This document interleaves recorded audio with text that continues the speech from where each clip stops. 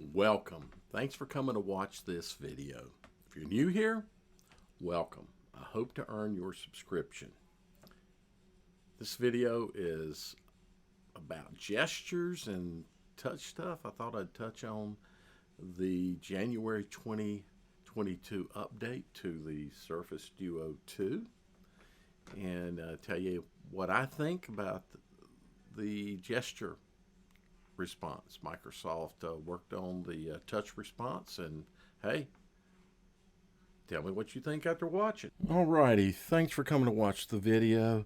The purpose of this video is just to kind of go through some of the touch things on the Duo 2 after the January update.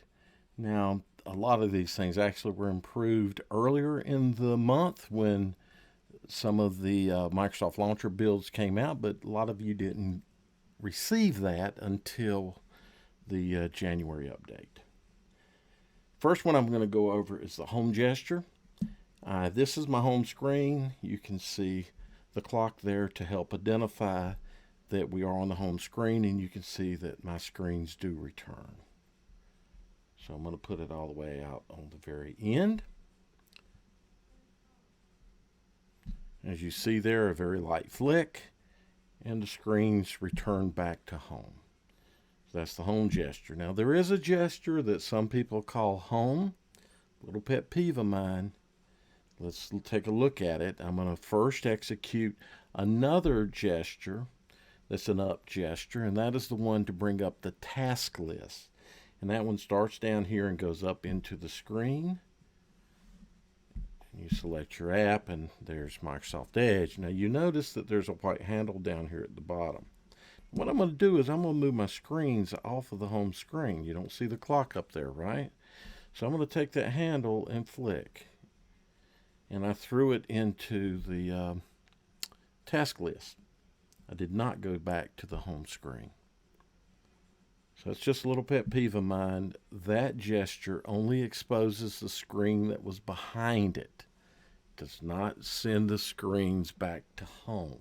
Okay, another up gesture is the digital assistant gesture, and that one takes place in the bottom right, bottom left corners of your screen. It's a very small area. The rest of that area is for home, and it's a light flick up.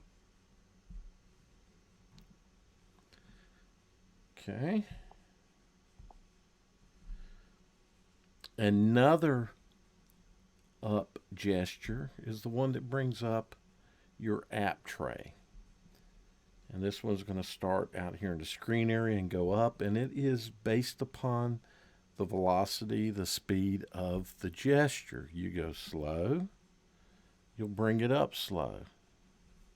But if you go fast, you'll bring it up fast. So it really depends upon how quickly. That gesture really doesn't seem to have changed much to me, but maybe it is a little more responsive. So we've got all the up gestures there. There are 3 down gestures. So let's take a look at them. The first one is the notifications gesture.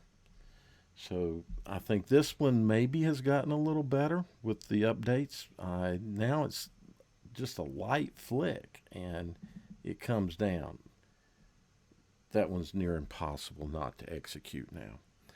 Another one in the same area, you do the same things except for you use 2 fingers, is the quick settings gesture. And it too, I don't know if it's any faster or not, but another gesture, a lot of people don't like this gesture because they accidentally execute it, and that's the search recent apps gesture. And that's a swipe down inside of the screen area. So they all seem to be more responsive. Let's look at the back gesture, and we'll bring back up Edge. And we'll go over to the edge of the screen and bring in, and there we go. The key thing with this gesture is to make certain that you see that arrow. You might want to make it deliberate, although you can start once you get accustomed to it.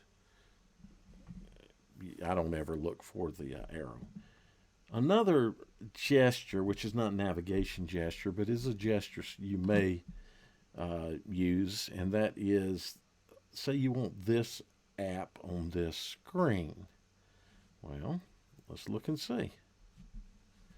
It's gotten a whole lot better. Now, this is not really difficult to execute at all. Just slap it right across. Now, some people will do this. They'll kind of pick it up and throw it over. You don't have to do that. I call it better. It has caused me to change how I do things, and I kind of adapted a long time ago so that I could get 100% on all of my gestures. So I had to really focus on my techniques. And now I think less focus has to take place on the technique.